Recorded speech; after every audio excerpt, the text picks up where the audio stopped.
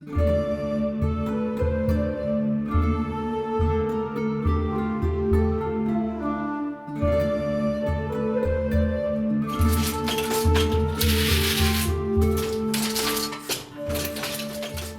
give you an idea of how this works, that is the actual size of the needle. It is quite tiny, it's quite delicate, and essentially all it is, this is a bigger version, is just a hook.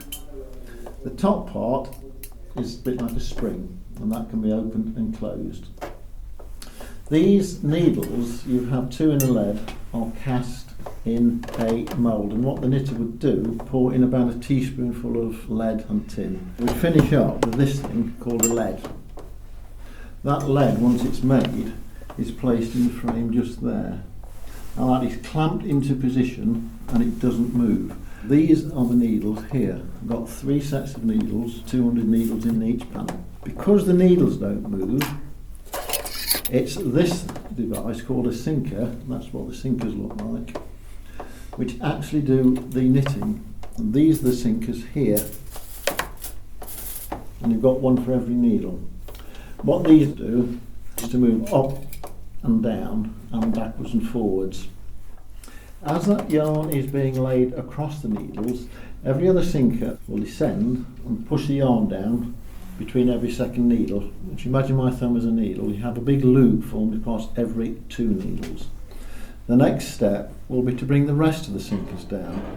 What the other sinkers will do is to divide this large loop into 2 smaller ones. So you've got all these sinkers now down, and you have a loop formed around every single needle. The knitter will then pull on these handles here, and that will pull the sinkers forward, and it will slide these loops along the stem of the needle underneath the beard. And they'll push them right up to the end. The sinker will be lifted up and brought back. And that will leave a whole series of loops, literally dangling from the ends of the needles. The next step is to bring the presser bar. That will descend and that will push that beard closed, which is just a spring. The knitter will then pull on the handles again and bring the sinkers forward, and that will slide the last stitch knitted, and that is representing the last stitch knitted. This is the fabric which has already been knitted. The sinkers will slide forward and push the last stitch knitted onto the beard of the needle. It's not going under it, it's now going over it. It will push it up, the sinkers will touch the presser bar is immediately withdrawn, and the sinkers carry on and push the last stitch knitted up to the end, where it will fall off the end of the needle round that loop which is just hanging there, and that will secure the loop you've just made onto the fabric. Sinkers will come down, bring everything back, you start all over again. And a knitter can do this 36 times a minute and keep it up for many hours a day. You just see it in action. This is delivering the yarn to the needles, and every other sinker will fall.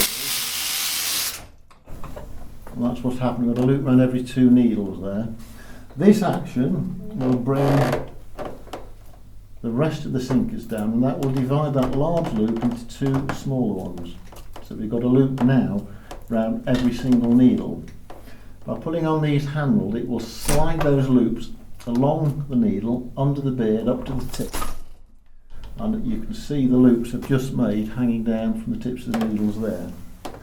This action is going to close the beards, bringing the last stitches knitted forward with the sinkers, and I've brought them over the top. And those loops are now joined onto the fabric, bring the sinkers forward, and that completes the cycle. And that will be happening 36 times a minute. This sort of machine, did you ever have accidents on this sort of Very machine? few. There's nothing to hurt yourself with. No. It's not like the cotton spinning plants where you have heavy machinery and children running around underneath the actual spinning process. You wouldn't have children up here. And the worst you're going to do really is to stick a needle into your finger. It hurts a bit, but it's hardly life-threatening. Knitters used to be responsible for the hire of the frame. They had to rent the frame. Yes. They had to rent the floor space which it took up. They had to pay for the yarn Yes. themselves. Their children would have to wind it from hanks as it was delivered onto wooden bobbins, which is what we use these days still. The knitter's family would then be responsible for making the fabric into garments. It may Yes. just be plain fabric, which case they have to cut patterns out and sew it together. It may be lace, they may have to finish it. There's all sorts of things that they had to do. They also had to pay for heating, they had to pay for lighting, they had to pay for transport away to a warehouse in a lot of cases as well. So they didn't get a very good deal. They didn't always know how much money they were going to earn, because they weren't always told, and a lot would depend upon what the master hosier would get from a retailer. Wouldn't always be honest about what he did get. Sometimes he paid them in tokens, sometimes he would even pay them in goods. Yes. So they were entirely at the mercy of the master hosier. Yes. Typically, have you any idea how much you would have to pay for the rent of a frame? It varied a little bit, but it was generally about 1 and 6pence, about 7.5 pence, 10 pence, perhaps a little bit more per week. Depends upon the frame. The actual rent did vary quite a bit until renting frames was outlawed, and you had to employ a knitter, but that didn't come in until towards the end of the 1800s.